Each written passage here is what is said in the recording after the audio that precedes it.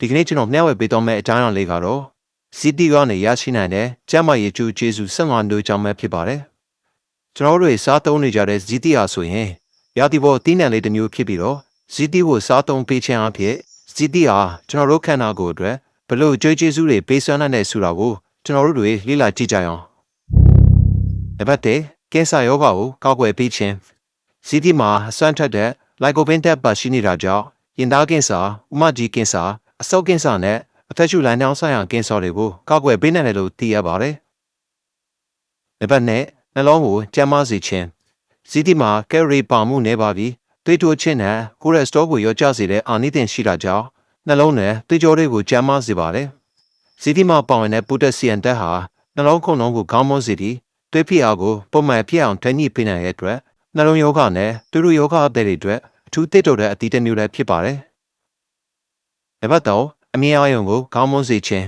CT မှာဗီတာမင် A နဲ့ဗီတာကယ်ရိုတင်ဓာတ်ကျော်စွာပါရှိတဲ့အတွက် CT ကိုစားသုံးပေးခြင်းဟာအမြင်အာရုံကိုတိုးတက်ကောင်းမွန်စေုံသာမကအသက်ကြီးပိုင်းတွေမှာဖြစ်လေရှိတဲ့မက်ကူရာယိုရင်းပျက်စီးခြင်းကြောင့်အမြင်အာရုံချွတ်တက်ခြင်းနဲ့မျက်စိကွက်ခြင်းတွေကို36%အထိရှော့ချပေးနိုင်တယ်လို့သူတည်တည်တွေကဆိုထားပါတယ်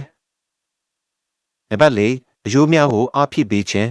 CT ဟာအယိုးကိုတိတ်ပြီးစေပြီးတော့တိတ်ဆုံးပြီးတဲ့အမျိုးသမီးကြီးတွေကိုအယိုးကျော့ဆက်ခြင်းအယိုးပွားခြင်းမှာကောက်ွယ်ပေးနိုင်တယ်လို့စေသူတည်တည်တွေကအတည်ပြုထားပါတယ်။အယိုးအားနည်းခြင်းအယိုးပျက်စီးခြင်းတွေကိုရောကျစေပြီးတော့အဆင့်ဟာယောဂကိုလည်းကောက်ွယ်ပေးနိုင်တယ်လို့သိရပါတယ်။နံပါတ်5ကိုယ်ခံစွမ်းအားကိုကောင်းမွန်စေခြင်း CT မှာဗီတာမင် C နဲ့တက်တိုဆက်ခြင်းပစ္စည်းတွေအလုံလောက်ပါရှိတဲ့အတွက်ကိုယ်ခံစွမ်းအားစနစ်ကိုတိုးတက်မြင့်မားစေပြီးတော့အေးမိခြင်းနှာစေးခြင်းနဲ့ချောင်းဆိုးခြင်းတွေကိုကောက်ွယ်ပေးပါတယ်။သွေးနေဦးတွေကိုတိုးပွားစေနိုင်တဲ့အတွက်ခန္ဓာကိုယ်ကြီးထွားဖွံ့ဖြိုးမှုကိုလည်းထောက်ကူပြုပါတယ်။နံပါတ်6ဝက်ချက်များကိုတက်တာစေခြင်း CT မှာဗီတာမင် C နဲ့ဗီတာမင် A ပါဝင်တာကြောင့်အဆီပြန်ခြင်းကိုတက်တာစေနိုင်ပြီးတော့အဆီဖူဝက်ချက်ဆောက်ဝက်ချက်တွေမဖြစ်အောင်ကောက်ွယ်ပေးနိုင်ပါတယ်။အသားရည်ကိုတင်းရင်းစေနိုင်ပြီးတော့အသားရည်မွဲတောက်ခြင်းမှကင်းဝေးစေနိုင်ပါတယ်။ရည်ပြားပျက်စီးခြင်းမရှိအောင်ကောက်ွယ်ပေးနိုင်တယ်လို့ဝက်ချက်မဖြစ်အောင်လည်းကောက်ွယ်ပေးနိုင်ပါတယ်။ရည်ပြားတက်မှုတွေကိုတက်တာစေပြီးတော့အသားရည်ကိုနူးညံ့စေနိုင်တယ်လို့ရည်ပြားကစိတ်တောက်တွေကိုလည်းတိအောင်ဆုံးဖယ်ရှားပေးနိုင်ပါတယ်။ပြုလုပ်နေလေကတော့တိတ်ချီလာတဲ့ CT အနှစ်တစ်ခွက်စာကိုတခွားရည်နဲ့ရိုးဆက်ပြီးရလာတဲ့အနှစ်ကိုမျက်နှာပေါ်မှာလိမ့်ပေးပြီးရင်ဆက်နဲ့ကတ်ထားပေးပြီးရည်နူးနူးလေးနဲ့ဆေးကြောတက်ဆင်ပေးရပါမယ်။နံပါတ်9အုံနောက်ကိုကျန်းမာစေခြင်း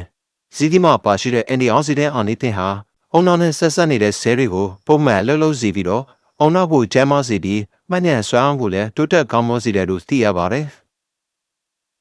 နံပါတ်10